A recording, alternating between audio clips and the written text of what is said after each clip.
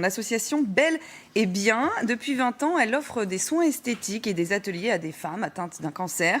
Ces soins sont adaptés pour minimiser les effets secondaires des traitements. C'est le grand reportage de la matinale. Vie leur vie avec Marianne Cotoneuf.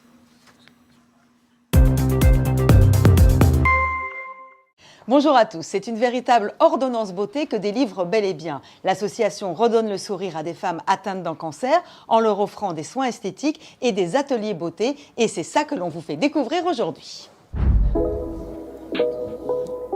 Il faut en mettre un petit peu plus. Hop. Bonjour mesdames, bienvenue aujourd'hui pour cet atelier Belle et Bien. On est là pour vous accompagner pour des soins et du maquillage, technique maquillage. Donc le but c'est de passer un bon moment, de profiter, de positiver et de prendre du plaisir. C'est des soins esthétiques finalement adaptés au cancer ou en tout cas à la pathologie dans le sens où des produits vont être choisis, des gestes vont être choisis, où on cherche de la douceur, on évite les traitements altèrent l'image, altèrent la peau avec une sensibilité accrue, un dessèchement cutané, l'alopécie. C'est un instant de douceur, votre peau est sensible, votre peau a besoin de douceur, de tendresse. Donc le geste doit être lent en fait, on essaye de... Voilà, on n'est pas là à se frotter le visage, à se provoquer des hyperémies. Ces effets secondaires sont souvent transitoires, c'est que ça ne dure pas, mais il y a un laps de temps pendant la chimiothérapie et même plusieurs mois après les traitements où les patientes sont vraiment très gênées par ces effets secondaires avec des retentissements personnels sur leur vie privée et sur leur vie professionnelle aussi. Donc ces traitements pour moi sont indispensables.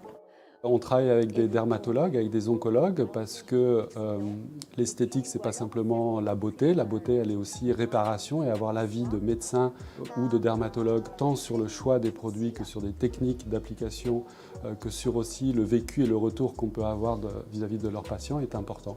Vous avez l'ombre à paupières. Les ateliers ont plusieurs avantages, c'est-à-dire qu'on peut se retrouver entre patientes et moi j'y vais souvent, donc il y a un échange très vraiment amical et assez convivial entre nous. Et le fait de voir d'autres personnes qui ont les mêmes effets secondaires, ça aide énormément psychologiquement. On peut aussi utiliser son fond de teint juste par petites touches. Si on ne se trompe pas dans sa carnation, ça ira parfaitement. Alors je suis venue ici pour avoir un moment à moi et prendre soin de ma peau parce que je vois bien qu'elle change avec les traitements et donc du coup avoir des petits conseils sur la peau et le maquillage.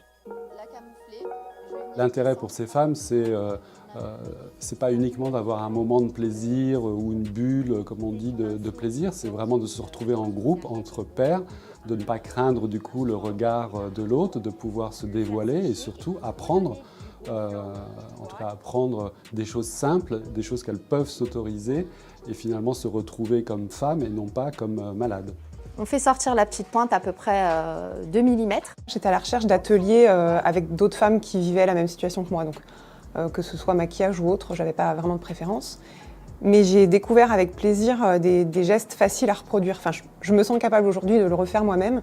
C'est vrai qu'au départ, quand on se maquille ou quand on se coiffe ou quand on se met une perruque, moi, en tout cas pour ma part, j'ai l'impression de me déguiser un peu.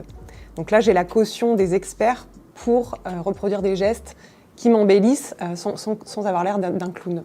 On peut partir sur un rouge à lèvres un peu plus mat pour donner un peu plus d'intensité. Quand on annonce un cancer, déjà, c'est très dur. Les effets secondaires des traitements acceptés, c'est dur.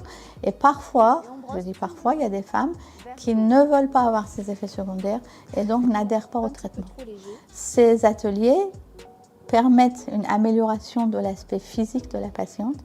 Et donc, quand la patiente voit qu'elle est changée, qu'elle est comme avant en fait, eh ben, elle adhère mieux au traitement, elle suit mieux le traitement. Ça m'a forcée à sortir de chez moi, sortir de ma zone de confort, de mon tour de pâté de maison. Je suis très active, je fais beaucoup de sport, mais j'avais besoin aussi de reprendre les transports en commun en phase de chimio et de me dire que c'est faisable. D'avoir vraiment un peu de normalité dans tout ce parcours de soins qui est très très long. On va ensuite étendre toutes les mains devant. Voilà, bien respirer. Et moi, je vous dis, vous êtes très belles, mesdames.